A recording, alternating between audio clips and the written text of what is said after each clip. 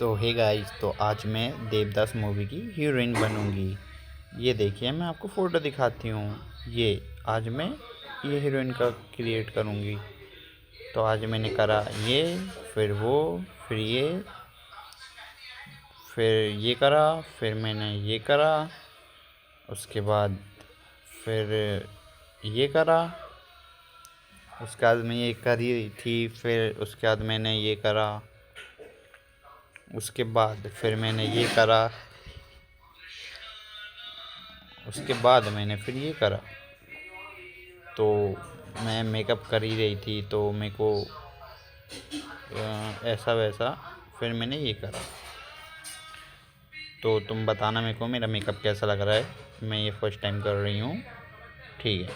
फिर मैंने ये करा, तो हमने आंखों के डार्क सर्कल हटाने के लिए फिर वो करा, फिर हमने ये करा।